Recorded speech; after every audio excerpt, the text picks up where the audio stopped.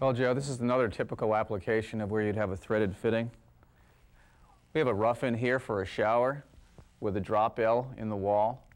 You have to install a threaded shower arm to that. And right here we can see what's going on. We can see the fitting and so forth. But in reality, this would be buried in the wall. You'd have drywall over this and maybe even tile. So if you had a leak, you may not even notice it. Even worse, if you snap the shower arm off as you're trying to install it, you've got a real big problem. So what do we need to know to understand this fitting? Well, what we have to understand is how this fitting is actually making its seal. This is a pipe thread, and it's actually tapered. And as we're tightening it into the fitting up there, it's actually going to go in there like a wedge. So probably the biggest enemy that we have is friction. What we're going to do to overcome the friction is use some Teflon. So I'm going to put a few wraps of Teflon on here. Now you like Teflon tape. I usually use Teflon paste. Well, Teflon tape is usually what I start with, but I also use Teflon paste. So you actually use both Teflon tape and pipe dope? I use both. Give myself a little bit more lubricant, which I might need up there, and I'll show you that, why you might need that in a minute. And the other thing is it gives me a little more insurance policy that it doesn't leak because I won't be able to check this.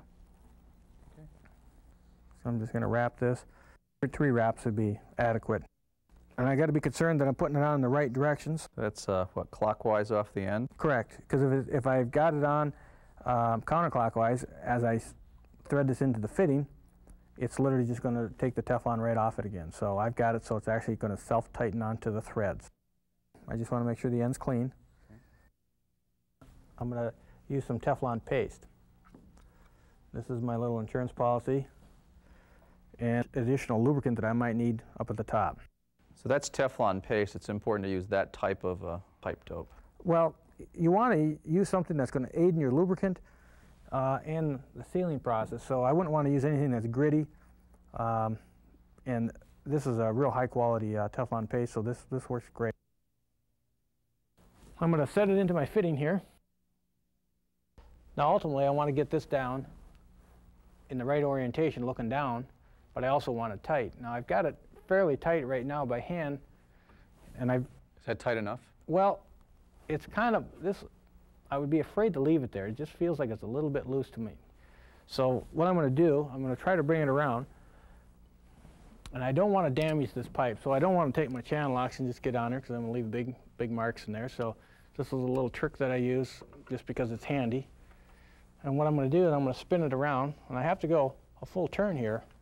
And I feel that I'm getting fairly tight right now. What if you get that far and you feel you can't make it the rest of the way? Well, actually, I am getting pretty tight right now, and it is putting a lot of pressure on here. So I'm kind of concerned that if I pull it down here, that I could possibly damage the fitting, or break this L off. So what I'm going to do, I'm going to actually back this off, and I'm going to do this whole procedure again.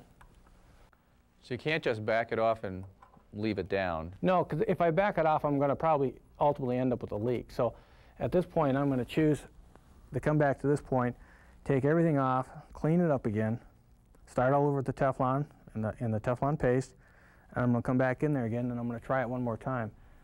And I suspect next time I'll be able to come around this time and stop at that point without a major problem. And then I'm just going to clean up the fitting here. Thank you. First, I'm just going to wipe it off. And then I'm going to use this brass brush here, take it down, so I don't damage the fitting. So I'm just going to try to remove some of the Teflon off it so I got a fresh start again. And once I get this stuff off, we can just repeat the procedure that we did before. There you go. So I'm going to put the Teflon back on and try it again. Now, are you going to put more Teflon on than last time? Or? No, basically I'm going to just go back to the 3 wraps that we started with. I'm going to try it again. So what's different? Well, I'm not sure totally what changes, but I suspect that one thing that's happening is that I probably moved some of the threads around a little bit, both on the pipe and the fitting up here. I've also probably left some lubricant up in the fitting. So the next time I'll probably get an extra quarter of a turn out of this thing without doing anything different, just bringing it back around.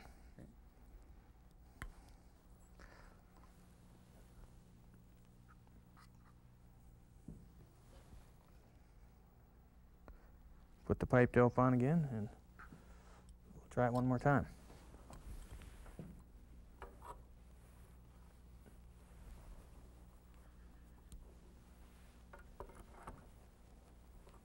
Okay, I'm just going to hang on to this so I support the fitting, and I'm going to bring it around so it's straight. And I think I got it right there. Sounds good. So I'd be confident that once I turn on the water that I wouldn't have to worry about that leaking.